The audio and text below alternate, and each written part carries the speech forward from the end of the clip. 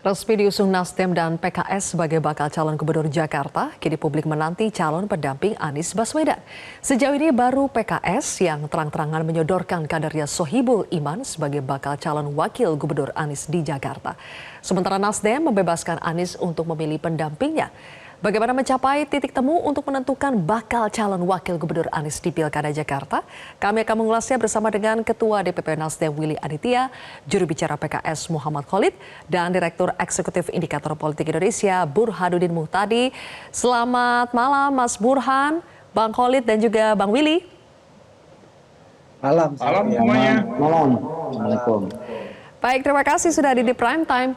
Bang Willy, 4 jam ya pertemuan Nasdem dengan Anies kemarin. Apa saja sih yang dibahas sebelum akhirnya disepakati Nasdem mengusung Anies di Pilkada Jakarta? Ya, banyak hal Zilvia, termasuk ya itu perayaan kecil ulang tahun Ketua Umum juga, ada nasi kebuli juga ya. Minggu kemarin nggak sempat di Jakarta. Jadi kita membahas tentang laporan dari Dewan Pimpinan Wilayah Daerah Khusus Jakarta tentang ada kebutuhan untuk segera mendeklarasikan Mas Anies untuk calon gubernur DKJ ini.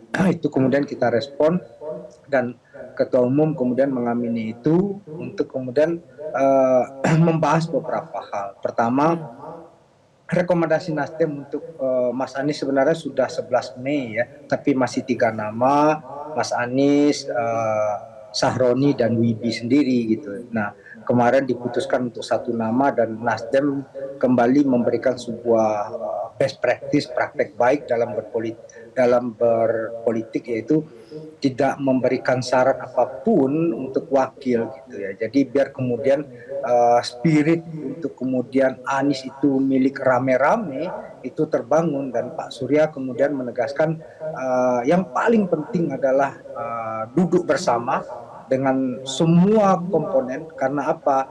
Spirit rasionalitas politik untuk cenderung kepada yang menang itu sangat besar, maka kemudian ini Anies mendapatkan posisi bandwagon dalam hal ini, maka kemudian ajak semua, rangkul semua, duduk semua, maka dialog itu menjadi kekuatan bersama.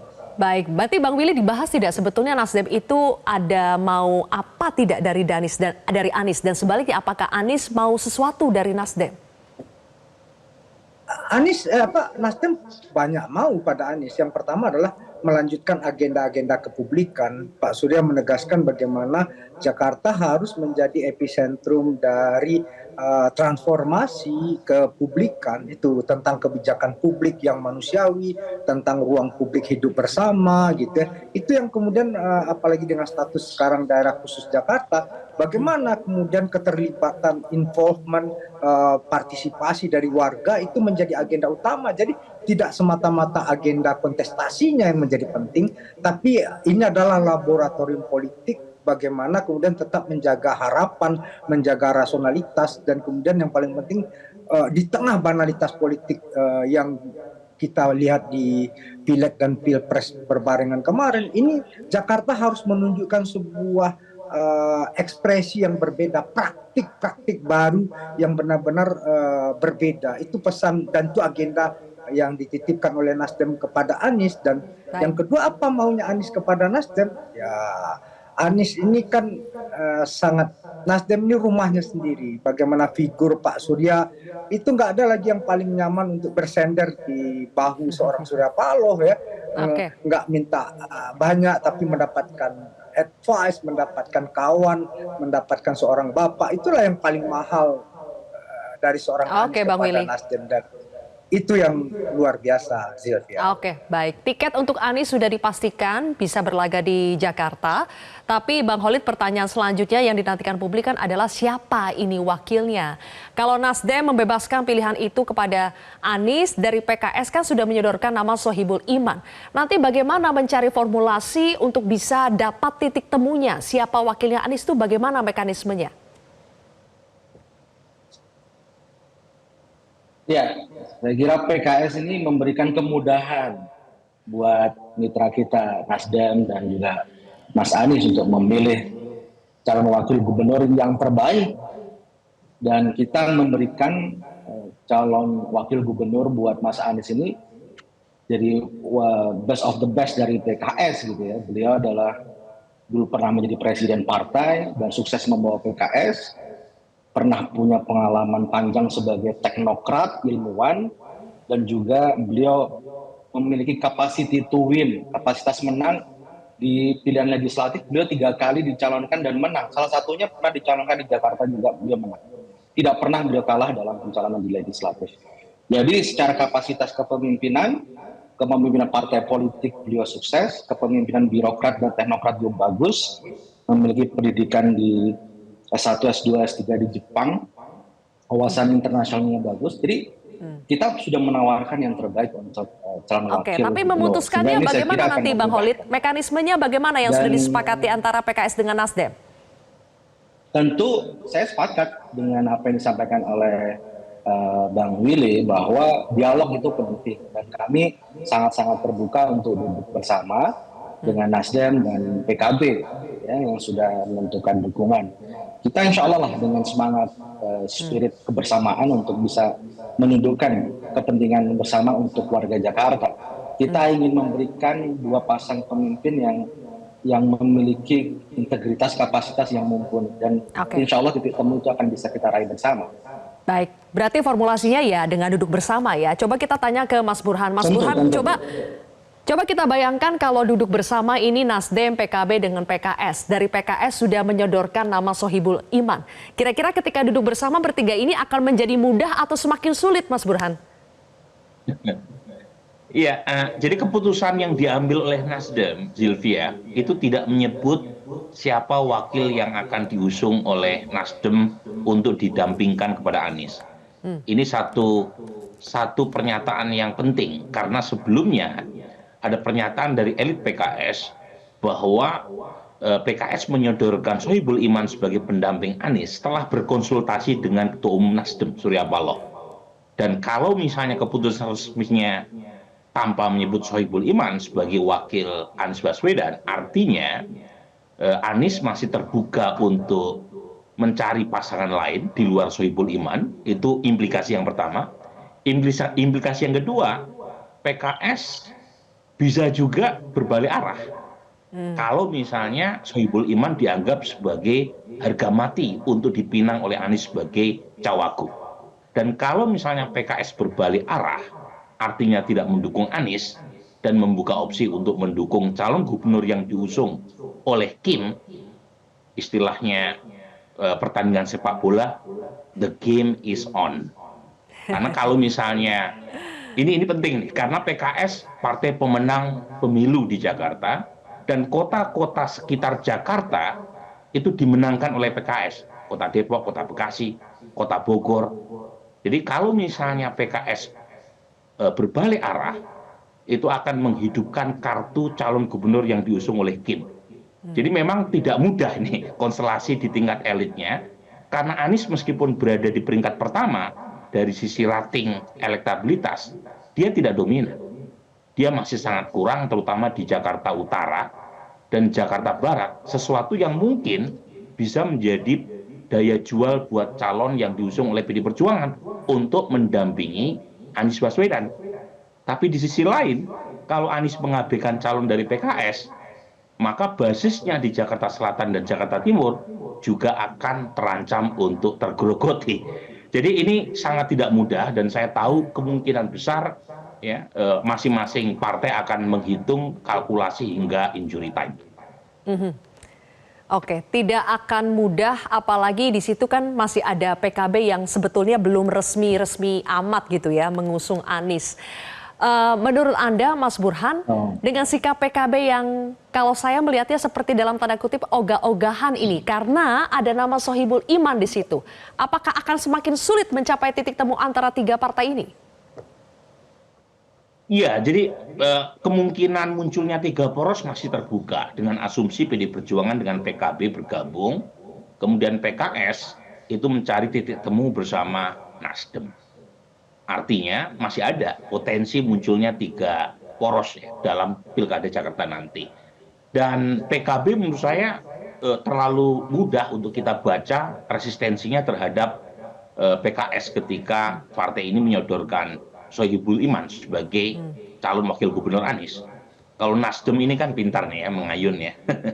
Jadi belum terbaca ya secara resmi sikap resminya. Tetapi PKB itu tanpa harus membaca terlalu sulit, kita mudah untuk menyimpulkan bahwa PKB tidak berkenan Anies didampingkan dengan calon dari PKS. Nah, kalau misalnya itu yang terjadi, ya, PKB menjadi penentu apakah poros ketiga akan jadi terbentuk atau tidak. Jadi muncul tidaknya poros ketiga itu sangat tergantung oleh konstelasi apakah PKB ya menerima paket Anies bersama Sohibul Iman atau mencari jalan lain dengan bergabung dengan PDI Perjuangan. Misalnya satu, mengusung Ahok sebagai calon gubernur, sesuatu hal yang masih sangat kecil terjadi kemungkinannya. Yang kedua, bersama PDI Perjuangan mengusung Andika Perkasa sebagai calon wakilnya Anies Baswedan. Jadi potensi-potensi itu masih sangat terbuka, minimal hingga hari ini. Baik, yang jelas terlihat Bang Khalid adalah ada resistensi dari PKB dengan nama Sohibul Iman, bukan nama Aniesnya ini. Jadi bagaimana Anda membayangkan duduk bareng bersama dengan PKB dan Nasdem kemudian tetap ingin menyodorkan nama Sohibul Iman? Apakah ada ruang negosiasi buat PKS di situ? Saya pikir ini yang kemarin diumumkan oleh Nasdem sudah memberikan tanda yang sangat baik ya, dengan Nasdem memberikan kewenangan itu kepada Mas Anies ya. Dan perlu diketahui bahwa PKS ya, Presiden PKS sama Saihu sebelum mengumumkan pasangan aman itu juga beliau juga bersilaturahim terlebih dahulu kepada Pak Surya Paloh, dan Bang Surya Paloh Partai Nasdem juga tidak ada resistensi kepada pasangan Anies Sohibul Iman. Jadi saya kira itu adalah awal yang sangat bagus buat kita membangun komunikasi ke komponen yang lain. Seperti teman-teman PKB misalnya. Kami sih optimis, ini adalah masalah waktu, masalah kita membangun dialog ya, bagaimana kita memilih calon yang terbaik untuk Jakarta. Jadi saya pikir apa yang ada saat ini justru menunjukkan optimisme buat kita untuk bisa membangun titik temu.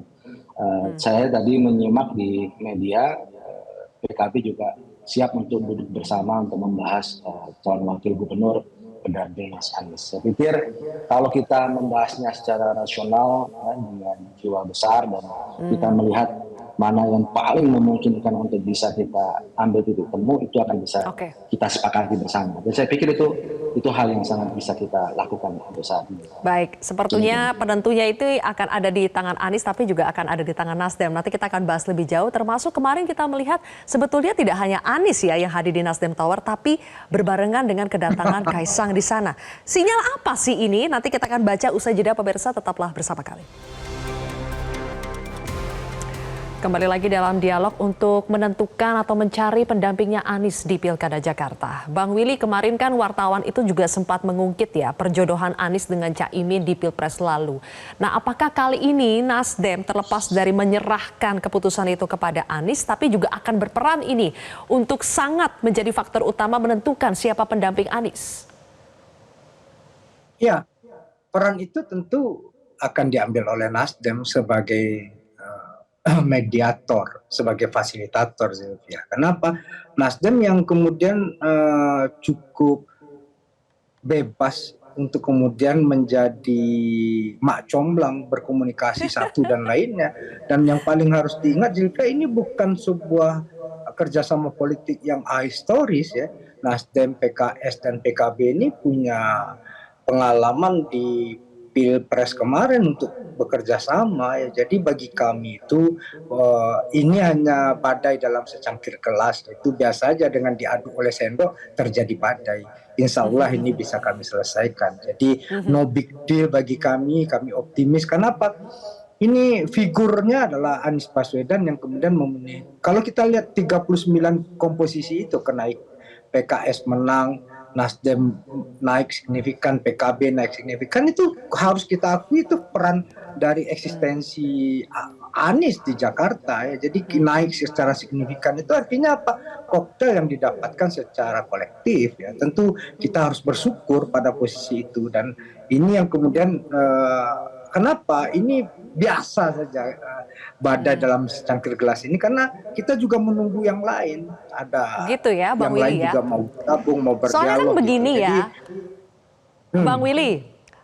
Bang Willy, tadi kan analisanya Mas Burhan bahwa ada kemungkinan ini PKS bisa saja hengkang gitu ya dari koalisi ini apabila nama Sohibul Iman itu tidak jadi wakilnya Anies. Dan ini mungkin bukan pengalaman pertama ada partai yang kemudian hengkang karena sosok yang disodorkannya itu tidak jadi berpasangan dengan Anies. Jadi bagaimana Nasdem mencegah ini supaya PKS tidak kabur kemana-mana, tapi PKB juga senang berada dalam koalisi ini? ya gini, satu, ini bukan koalisi yang ahistoris. Yang kedua, ada figur pemersatunya yaitu Anies Baswedan. Yang kedua itu Zilvia. Yang ketiga adalah saya dengan Mas Khalid ini, kami ini berdialog bukan hanya di panggung depan. Kami komunikasi, apalagi ini pilkada serentak. 500-an lebih kabupaten kota dan provinsi itu, jadi banyak hal yang bisa didudukkan bareng. Ketika tidak ketemu di satu titik, bisa ketemu di titik yang lain, itu menjadi ruang yang terbuka untuk kemudian saling berkompromi ya. Jadi banyak kepentingan yang bisa didudukkan. Yang keempat adalah yang harus kita lihat banyak, kalau apakah opportunity probability itu terjadi, ya semuanya pasti memiliki hal yang kemungkinan terbaik dan kemungkinan terburuk, ya itu pasti selalu terjadi, apalagi kita berhadapan dengan sebuah pilkada DKI yang penuh elemen of surprise, yang selalu yang dibilang oleh Mas Burhan tadi, acap kali itu injury time memiliki bom molotov yang bikin kaget-kaget orang. Bicara soal elemen of surprise ini, Kakak Willy, tadi kan saya sempat menyinggung ya soal kedatangan Anies kemarin di Nasdem Tower itu ternyata juga dibarengi dengan kedatangan Kaisang. Pastinya kan ini bukan sebuah kebetulan ya, dalam politik tidak ada yang kebetulan. Apakah opsi Anies Kaisang itu terbuka? Iya, kalau itu dengan kedatangan kemarin sudah terang benderang ya, yang satu ke timur, yang satu ke barat ya. Itulah hebatnya Nasdem ya, hal yang selama ini berseberangan bisa kita jembatani ya. Zilvia bisa lihat itu, bagaimanapun Nasdem itu kan panas-panas ngadem gitu, itu praktik yang ditunjukkan oleh Pak Surya. Jadi kepala boleh panas tapi hati harus tetap adem, itu kita tunjukkan, kita bangun dialog antara satu kepentingan dengan kepentingan yang lain. Kalau dialog musyawarah bisa kemudian menempatkan di mana yang terbaik bagi satu dan lainnya, sehingga way out dari semua problem ini akan menemukan jalan keluarnya. Jadi misalnya Bro Kaisang, oh ternyata bagaimana hasil dari advice Mas Burhan, oh lebih kompatibel dengan Jawa Tengah, lebih nyaman di Jawa Tengah, ya udah kita dukung di Jawa Tengah. Mas Anies tetap di Jakarta karena bagaimana aspirasi publik Jakarta melanjutkan pekerjaan-pekerjaan Mas Anies yang masih belum tuntas itu. Jadi ini yang kemudian dengan kekuatan dialog satu dan lainnya, miskomunikasi, kepentingan bisa dijembatani, dan itu adanya di NATO, ya, Nasdem Tower. Satu ke barat, satu ke timur, berarti Anda ingin mengatakan bahwa Kaisang tidak mungkin lah ya bersama dengan Anies, itu udah case close? Ya belum jodoh ya, dan itu sudah jelas bagaimana kode keras dari Pro Kaisang untuk kemudian maju di Jawa Tengah. Baik, yang masih mungkin jodoh kan sekarang paket amin ya, Anies dengan Sohibul Iman. Jadi Bang Khalid tadi mengutip kata Kakak Willy, ya kalau tidak bertemu di kepentingan yang satu mungkin bisa bertemu di kepentingan yang lain. Apakah ada kepentingan lain yang menurut PKS itu setimpal ya, kalau misalnya PKS tidak dapat kursi wakil gubernur, tapi ya mungkin ada kepentingan lain yang setimpal untuk menggantikan itu buat PKS, ada tidak? Jadi begini, kita kan meramu pilkada ini bukan hanya di Jakarta, ada 500 pilkada saat ini sedang berkompetisi. Jadi, tapi paling tidak kalau dirumuskan, formula dalam pilkada itu adalah, pertama adalah kandidat yang kita usung memang yang terbaik buat warganya. Dalam hal ini warga Jakarta. Itu dua kriterianya, kapasitas memimpin dan kapasitas memimpin. Kemudian yang kedua, yang penting, nah ini Bang Willy dan Bang Burhan juga pasti paham. Dalam membentuk koalisi itu ada namanya fatsun politik. Kami di banyak daerah, kalau kami menjadi partai pemenang, kita memilih sebagai yang nomor satunya atau yang nomor duanya.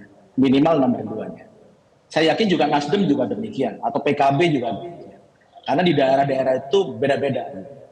Jadi secara fatsun politik, koalisi itu juga harus menjadi pemandu bagaimana kita menavigasi. Keputusan PKS bahwa Jakarta, kita kan menjadi partai pemenang. PKS kan menang bukan hanya pada pemilu kali ini aja, sebelumnya juga pernah menjadi partai pemenang di Jakarta. Jadi keputusan PKS adalah bagaimana memberikan kader terbaiknya untuk ikut berkontestasi di Pilkada Jakarta. Dan fatsun politik inilah yang saya kira bisa dipahami oleh seluruh elit partai politik, karena kita meramu formulasi Pilkada itu bukan hanya di Jakarta. Kita meramu di semua tempat, ya, di Jawa Barat, di Jawa Tengah, Jawa Timur, dan semuanya. Di luar Jawa juga banyak. Dan saya pikir formula-formula inilah yang bisa kita cari titik temu di sana. Dan saya pikir ini bukan hal yang sulit, saya pikir. PKS, Nasdem, PKB udah sering duduk bareng, udah sering ngopi bareng. Bukan hanya di media, bukan hanya di TV ya, tapi kita sering duduk bareng. Saya pikir titik temu itu akan mudah kita dapatkan bersama. Insya Allah. Jadi PKS tidak akan tiba-tiba cabut terus hengkang, tiba-tiba nyasar ke koalisi Indonesia Maju. Gitu nggak Bang Khalid? Kita akan memberikan yang terbaik buat warga Jakarta dan kita akan memberikan dua pasangan yang terbaik buat warga Jakarta. Saya pikir itu yang akan kita terus dorong. Oke, Mas Burhan sudah ketawa-ketawa. Kenapa Mas Burhan? Apakah tidak menjadi yakin atau tidak yakin setelah mendengar jawaban Bang Khalid kalau PKS akan tetap bertahan ini di koalisi ini kalau Sohibul Iman tidak jadi wakilnya Anies? Iya, tadi kan jawaban Bung Khalid tidak menjawab pertanyaan Zilvia sebenarnya. Dan menurut saya begini, menurut saya memang dalam konteks diferensiasi partai politik yang kabur di Indonesia dan hanya satu dari 9 dimensi ideologis yang bisa membedakan satu partai dengan partai lain, yaitu peran agama dalam politik. Di luar itu sama saja. Dan saat yang sama, pola koalisi yang tidak linier antara nasional dengan daerah. Ini berbeda misalnya dengan Brazil. Brazil itu pemilunya serentak, dan otomatis koalisi di tingkat nasional itu merembet sampai tingkat daerah. Di Indonesia tidak seperti itu. Dan artinya itu membuka kemungkinan apapun bisa terjadi. Ya, ini yang disebut dengan rezim elektabilitas. Rezim elektoralis itu yang menentukan pola koalisi terlepas apakah afiliasi politik tadi nyambung atau tidak di tingkat koalisi nasional atau tidak. Jadi poin saya PKS pun tidak tertutup kemungkinan untuk mengayun ke seberang dalam konteks Pilkada Jakarta atau Pilkada Jawa Barat. Tetapi di tempat lain mungkin kepentingan PKS bisa berbeda 180 derajat dibanding koalisi yang dibangun atau yang menopang Pak Prabowo Gibran. Jadi ini yang tadi. Jadi saya sendiri tidak terlalu kaget kalau misalnya terjadi. Persis juga yang dilakukan oleh Nasdem.